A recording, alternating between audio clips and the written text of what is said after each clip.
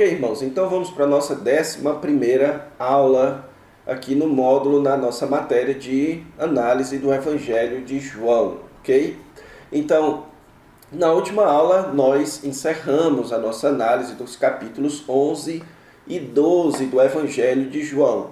Nós vimos que os capítulos 11 e 12 do Evangelho de João, eles encerram aquela primeira grande parte do Evangelho de João, que é o chamado livro dos sinais. Lembrando a você que o livro dos sinais recebe esse nome porque é uma coletânea de sinais feitos pelo Senhor Jesus Cristo, que foram selecionados por João para serem as bases para o seu ensino a respeito da pessoa e da obra de Jesus, ok?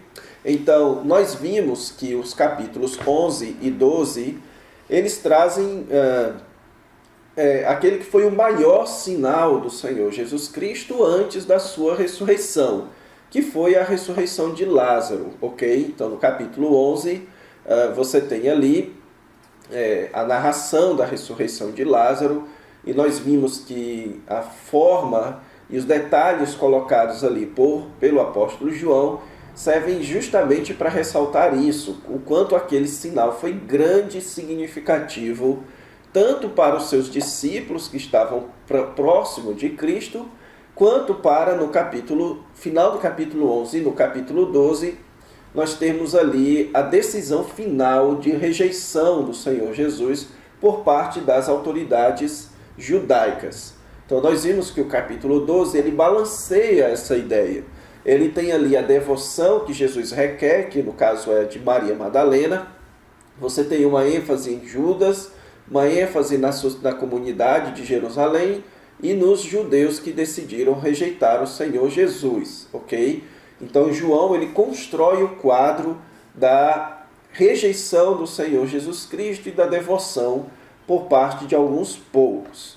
Tudo isso para nos preparar agora para a chegada dessa segunda parte da sua narrativa, que é o chamado livro da glória, ok? Então é importante que você saiba desse caráter transicional dos capítulos 11 e 12 do Evangelho de João, encerrando ali então o chamado livro dos sinais. Agora eu quero avançar com vocês para entrar já no livro da glória e analisarmos também os capítulos 13 e 14 do Evangelho de João. Então vamos analisar esses textos. Ok, então vamos agora analisar esses dois capítulos de João, capítulo 13 e capítulo 14. Porém, antes disso, irmãos, eu quero, assim como a gente fez quando a gente foi entrar no chamado livro dos sinais, eu quero introduzir vocês ao que nós temos chamado então aqui de livro da glória, ok? Então eu coloquei esse gráfico aí, eu preparei esse gráfico justamente para você entender quanto de fato você tem duas sessões distintas no Evangelho de João e as diferenças entre essas duas sessões. O livro dos sinais, você deve se lembrar, ele vai ali do capítulo 1, a partir do versículo 19 até o capítulo 12, e o livro da glória vai então do capítulo 13 até o capítulo 20, sendo então o capítulo 21 servindo como um epílogo e o capítulo 1, versículos de 1 a 18, servindo como prólogo, ok? Então vamos ver aqui quais são então as grandes diferenças, as principais diferenças dessas duas grandes sessões do Evangelho de João. Então, no livro dos sinais, nós tínhamos ali uma ênfase no ministério público de Jesus. Então, o Senhor Jesus agindo publicamente, ok? Então, é o que é chamado pelos estudiosos de o ministério da publicidade de Cristo. Então, Jesus aqui, bastante público e agindo publicamente. Já no livro da glória, você tem uma ênfase muito grande sobre o ministério de Jesus nos seus discípulos, ok? Então você vai notar que existe agora discursos, conversas, reuniões de Jesus com a sua comunidade, com a sua nova comunidade, com o seu povo, ou seja, com os seus discípulos. No livro dos sinais, você tem a ênfase nos sinais de Jesus. Então, existe uma coletânea de sinais, ok? Já no livro da Glória, você vê um centro no que é chamado de a hora de Jesus. Então, durante o livro dos sinais, você vai notar, você deve ter percebido, que em vários momentos, por exemplo, no capítulo 7, é dito lá que não era chegada ainda a sua hora. Então, em vários momentos, Jesus se refere à sua morte como sendo a chegada da sua hora. Então, no livro dos sinais, essa hora ainda será futura. E Jesus, então, está ali no seu ministério público. No livro da Glória, então, a ênfase é na chegada dessa hora. Então, você tem ali os discípulos sendo preparados, e então a narrativa dessa hora de Jesus. O livro dos sinais, ele se encerra com a rejeição de Jesus pelas autoridades. Então, no final do capítulo 12, você tem lá a narrativa da decisão das autoridades de matarem a Jesus. Já no livro da Glória, ele se encerra com a consagração dos verdadeiros seguidores. Então, o livro dos sinais se encerra com a rejeição do Messias pelos judeus, e o livro da Glória se encerra com a criação da nova comunidade, quando o Senhor Jesus sopra para eles receberem o Espírito Santo. No livro dos sinais, o centro é na humilhação do Senhor Jesus Cristo, ou seja, na sua rejeição. Há muito mais ênfase na rejeição de Jesus no livro dos sinais. Já no livro da Glória, é centrado na sua glorificação. Então, no livro da Glória, o centro é na exaltação de Jesus, não só pelos seus discípulos, quanto também na sua morte e ressurreição, ok? E por fim, no livro dos sinais, você tem ali a narrativa sendo marcada por sinais e discursos. Então Jesus faz sinais e discursa com base naquele sinal.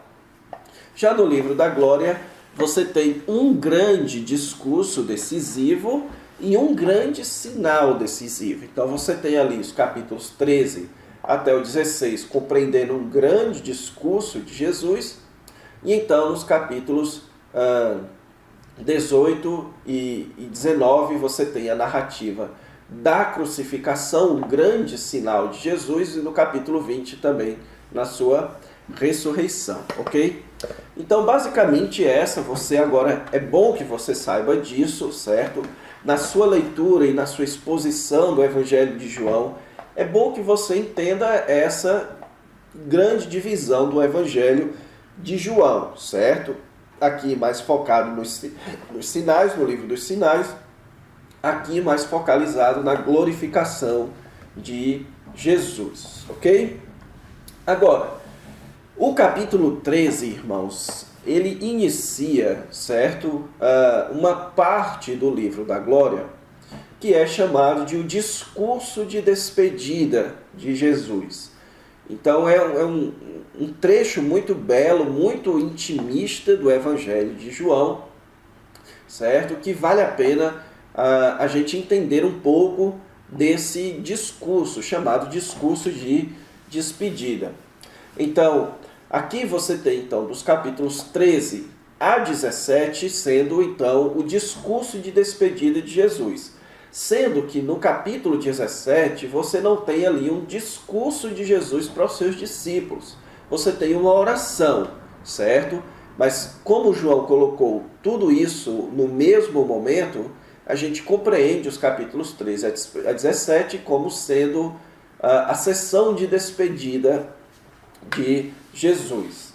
Esse discurso, irmãos, ele possui algumas características específicas e importantes para que a gente entenda. Primeiro, ele é um material que só é encontrado em João, certo? Esse discurso de despedida, ele não é encontrado nos outros evangelhos, ok? Lembrando a vocês daquilo que a gente viu no início, que isso não é sinal de discrepância, mas de complemento. João está colocando informações que os outros evangelhos não colocaram e que complementam um ao outro. Ok? Então, o que é que trata, então, esse discurso de despedida? São as instruções de Jesus nos momentos anteriores da sua partida. Então Jesus sabia que iria partir, ele sabia que iria morrer, ele sabia que seus discípulos iriam ficar conturbados por isso, inclusive Pedro iria negá-lo. Ele sabia de tudo isso, mas ele sabia também que ele iria ressuscitar, certo? E que ele iria, então, transformar aqueles discípulos na sua nova comunidade, que é a igreja. Sendo assim, o Senhor Jesus Cristo, tirou um tempo, que é uma demonstração de amor e de respeito pelos seus discípulos, para prepará-los para esse turbilhão de eventos que estavam para acontecer.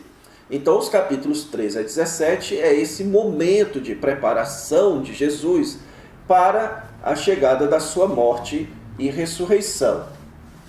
O conteúdo dessa parte dos capítulos 13 a 17 é radicalmente diferente das sessões anteriores de João, ok? Então, como a gente viu agora há pouco, aqui você tem uma ênfase muito grande nos seguidores de Jesus e na preparação de Jesus para o ministério deles diante do mundo. Então você não tem aqui a realização de sinais, você não tem aqui grandes controvérsias, algumas coisas você encontra ainda que são as más compreensões, os discípulos ainda com dificuldades de entender o que Jesus estava dizendo, mas Jesus explicando para eles. Porém, existe sim radicalmente uma diferença substancial na narrativa, certo? Então João estava vindo ali narrando o ministério público de Jesus e agora ele centra então na conversa de Jesus com os seus discípulos. Esse discurso, irmãos, e isso é bem interessante, certo? Ele tem um formato literário semelhante ao que é chamado de discursos de despedida, que você encontra no Antigo Testamento, tanto em Moisés quanto em Arão, ok? Então era um formato de discurso de despedida. E os estudiosos, eles apontam que existe um paralelo aqui entre o discurso de despedida de Jesus e o discurso de despedida de Moisés em Deuteronômio, pelo capítulo 33 em diante, ok? Como é que a gente sabe que existe um paralelo aqui? Por causa da ênfase nas mesmas palavras. Então, você tem ali o que é chamado de linguagem pactual. Quando Moisés foi fazer o seu discurso de despedida, ele utilizou a linguagem de uma aliança, ele fazendo um pacto com o povo. E essa mesma linguagem é utilizada por Jesus, ok? Então você tem uma ênfase muito grande na palavra amor, na palavra obediência, na palavra vida, saber, ver, que são termos que denotam uma linguagem pactual do povo para com o seu líder, que estava prestes a partir. Então a ideia ali, então, irmãos, é que esse discurso de despedida coloca ali, é o discurso em que Jesus estabelece-se como um novo Moisés, como um novo líder de uma nova comunidade, que vai ser então a sua igreja. Então Jesus está ali selando um novo pacto, uma nova aliança. Tanto é que João não narra com clareza a ceia, mas a gente sabe que os capítulos 13 até o capítulo 17, pelo menos até o 16, eles descrevem o mesmo momento da ceia do Senhor, que foi instituída nos outros evangelhos, ok? E que esse momento da ceia foi quando o Senhor Jesus Cristo disse: este é o sangue da nova aliança. Então foi na ceia que Jesus estabeleceu a nova aliança. Então nos capítulos 13 a 17 você tem ali o estabelecimento da nova aliança, por isso você tem o uso dessa linguagem pactual, ok? Então Jesus está ali realizando então um novo pacto com o seu novo povo, os discípulos que formariam então essa nova comunidade. Então estas observações, irmãos, colocam João de 13 a 17 em uma perspectiva adequada, ok? Então é importante que você entenda qual é o propósito de João ao narrar esse discurso. E o propósito de João é o seguinte: preparar os discípulos para o futuro. Não só o futuro imediato, que era a crucificação de Jesus, quanto o futuro após a exaltação de Jesus na sua ressurreição e ascensão, ok? Então, os capítulos 13 a 17 estabelecem este pacto, essa linguagem pactual, e ao mesmo tempo preparam os discípulos para estes eventos que estavam prestes a acontecer, além de prepará-los para o ministério que eles teriam após estes eventos, ok? Então, já que você agora entendeu para que serve esse discurso de despedida, vamos lá dar uma olhadinha nesse discurso, ok? Bem, então vamos lá. Vamos ver primeiro a estrutura de João capítulo 13, certo? Então, se você olhar João capítulo 13, você vai notar que dos versículos 1 a 17, você tem ali aquele evento interessante que é Jesus lavando os pés dos seus discípulos. Tem ali o evento do lava-pés, ok? Depois disso, você tem, dos versículos 18 até o 30, o anúncio, ou Jesus predizendo ali a sua traição por meio de Judas, ok? Então você pode notar que a partir do versículo 18, ele começa a dizer: não falo a respeito de todos vós, ok?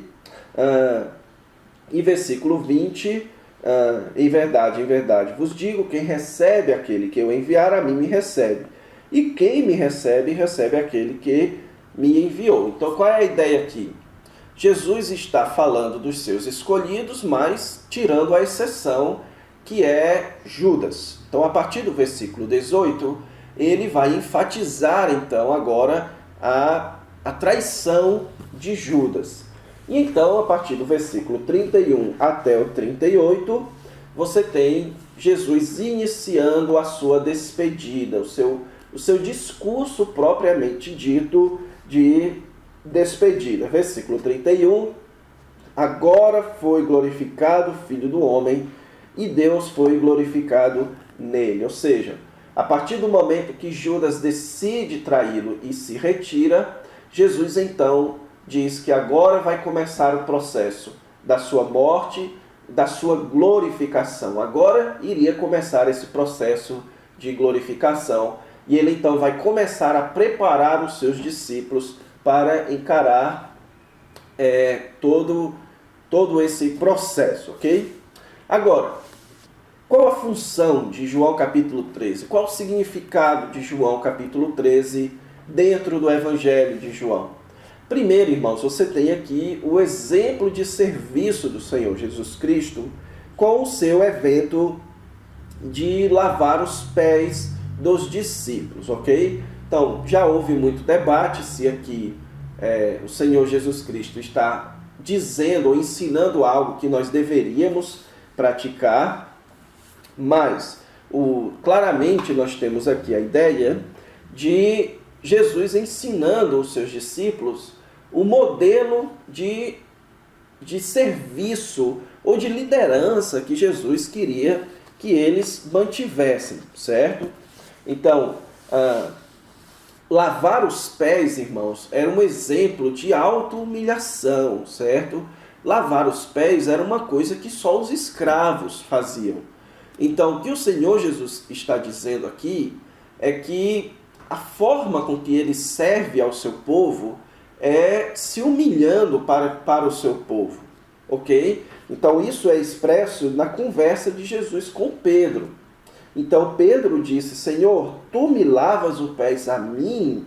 Então, Pedro tinha uma compreensão de que a liderança que deve existir no povo de Deus é uma liderança em que Jesus é superior, nós somos inferiores, e que então nós aqui estamos a serviço do superior, e o superior não faz nada em nosso serviço. O próprio Senhor Jesus Cristo faz questão de dizer que, em certo sentido, isso é verdade.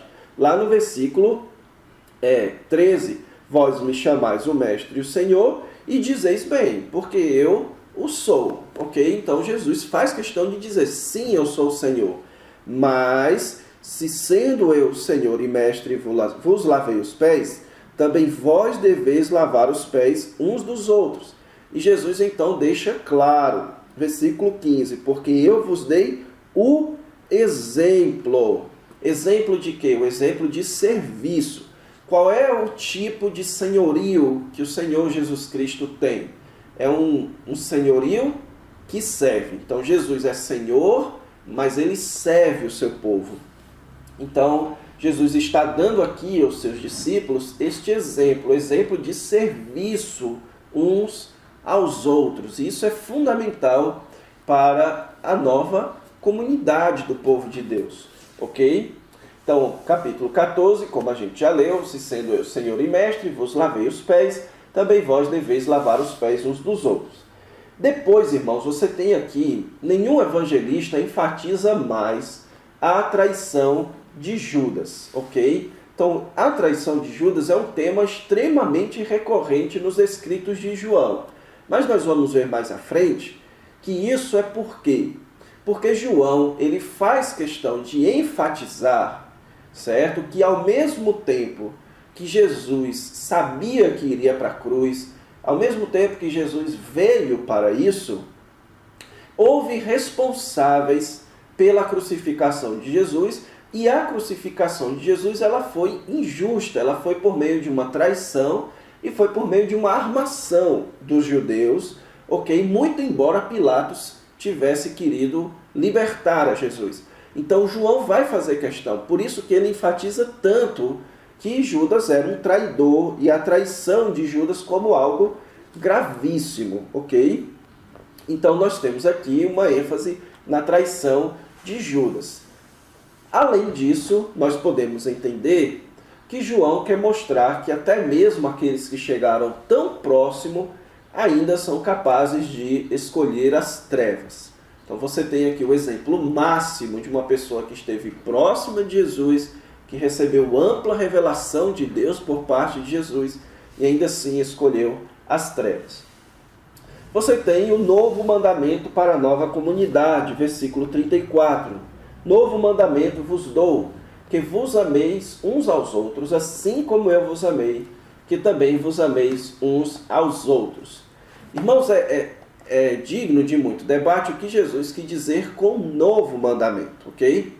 Mas, pelo contexto de você estar aqui Jesus estabelecendo uma nova aliança, você tem aqui a ideia do Senhor Jesus estabelecendo agora um novo padrão ético, que é o padrão ético do amor. Então, João escrevendo aqui para judeus e gentios prosélitos, é natural que ele mostrando Jesus, além como sendo o sucessor do templo, Jesus também é o sucessor da lei. Além de Jesus ser superior ao templo, Jesus é superior à lei. Então não existe mais aquele código moral regulando a nação. Agora, você tem a ética dos cristãos sendo uma ética cristocêntrica, centrada no tipo de amor que o Senhor Jesus Cristo quis expressar, ok? Obviamente que isso não significa que você deve arrancar a lei de Moisés da sua Bíblia, como o próprio Novo Testamento vai mostrar. A lei de Moisés ela é extremamente útil para uma série de coisas. E você tem então no versículo 38 a traição, o aviso da traição de Pedro, ok? Justamente para fazer o paralelo entre a traição de Judas e a traição de Pedro. Judas, quando traiu a Jesus, caiu fora, Pedro traiu a Jesus, mas foi restaurado. Agora, quanto ao capítulo 14. O capítulo 14, irmãos, ele tem a seguinte estrutura. Primeiro, dos versículos 1 ao 14, você tem aqui o Senhor Jesus Cristo confortando os seus discípulos a respeito da sua partida. Então, no capítulo 14, versículo de 1 a 14, Jesus está tratando aqui da sua partida deste mundo. E então, dos 12 ao 17, você tem o início o início de uma série de promessas a respeito do Espírito Santo, certo? Não a partir do 12, mas a partir do 16, ok? Então corrija aí. A partir do 16, Jesus começa a prometer o Espírito Santo. E então, do versículos 18 até o 24, você tem o Senhor Jesus Cristo falando a respeito do seu retorno, ok? Então, a partir do 16 a partir do 18, ele fala do seu retorno. Não vos deixarei órfãos, voltarei a vós outros aqui, referindo-se à sua ressurreição. Então, ele fala da sua morte, promete o Espírito, fala também da sua ressurreição. E depois, então, a partir do versículo 25 até o final, até o versículo 31, ele torna a prometer o Espírito Santo, ok? A realizar a promessa do Consolador do Espírito Santo. Então, basicamente, é essa a estrutura de João capítulo 14. Agora, qual é o significado de João 14? Vamos colocar tudo logo aqui, certo? Bem, irmãos, em primeiro lugar, João, ele enfatiza a partida de Jesus, como a morte de Jesus como sendo necessária, ok? Para Jesus preparar um lugar para o seu povo. Então, capítulo 14, versículos 2 e 3, você tem ali uma promessa preciosíssima de Jesus. Na casa de meu pai há muitas moradas, se assim não for, eu vou-lo teria dito, pois vou preparar-vos lugar. E quando eu for e vos preparar lugar, voltarei e vos receberei para mim mesmo, para que, onde eu estou, estejai vós também. Então aqui, claramente, o Senhor Jesus, ele não está se referindo meramente à sua morte, ele está se referindo a todo o complexo de eventos. Que com a morte e ressurreição, Jesus iria então para a casa de seu pai. E a ideia então ali é que na casa do meu pai há muitos quartos, e Jesus foi então preparar os quartos para a chegada dos seus discípulos. Porém, o Senhor Jesus já promete que ele vai voltar, ok? E então o texto prossegue, mostrando os discípulos ainda com dificuldade. Você tem Tomé dizendo, Senhor, nós não sabemos para onde vais, como saber o caminho? Então o Senhor Jesus Cristo proclamou essa, que é um dos versículos mais conhecidos das Escrituras. Eu sou o caminho, a verdade e a vida. Gramaticalmente, a ideia aqui é que Jesus está dizendo, eu sou o caminho. Não é que Jesus está dizendo que ele é três coisas, não são três eu sous aqui. Eu sou o caminho, mas eu sou o caminho por quê? Porque eu sou a verdade e porque eu sou a vida. É basicamente essa a ideia, ok? Então, o que o Senhor Jesus está fazendo aqui, irmãos, é preparando os seus discípulos para a sua partida. E ele mostrando, então, certo, que chegaria um momento em que eles iriam conhecer a Jesus como ele de fato é. E conhecendo a Jesus como ele de fato é, eles conheceriam o Pai. Então, Jesus sendo o caminho até o Pai. Também, irmãos, o capítulo 14 enfatiza bastante a obra trinitariana na nova comunidade, certo? Que a partir de agora, nesse novo povo de Deus, nessa nova comunidade de Deus, você tem uma forte ênfase da obra da Trindade, nessa nova comunidade de Deus. Então o Pai, ele é identificado no Filho. Se vós me tivesseis conhecidos, conheceríeis também o Pai. Desde agora o conheceis e o tendes visto. E aí você tem aquele texto belíssimo em que Filipe diz, Senhor, mostra-nos o Pai, isso nos basta. E Jesus responde, há quanto tempo estou convosco e vós não me tendes visto? Ou quem me vê a mim, vê o Pai. Então existe uma identidade muito forte entre o Filho e o Pai, de tal forma que quem conhece o Filho conhece o Pai. Porém, você também tem o Filho como sendo experimentado por meio do Espírito. Eu rogarei ao Pai e ele vos dará outro Consolador. Então Jesus foi o primeiro Consolador e agora ele vai mandar outro. Mas para quê? A fim de que eu esteja para sempre convosco. Ou seja, para você experimentar o Pai, você precisa conhecer o Filho. Mas para você experimentar o Filho, você precisa do Espírito Santo. Então note que existe uma ênfase muito grande na Trindade a partir de agora dessa nova comunidade. E então também o texto de João 14 nos mostra que o retorno do Senhor Jesus Cristo, ele tanto é imediato quanto futuro. E que entre este período os discípulos vão receber apoio divino, ok? Então Jesus tanto se refere à sua volta na ressurreição, quanto na sua volta na segunda vinda. E tanto na ressurreição quanto na segunda vinda, eles receberiam apoio divino.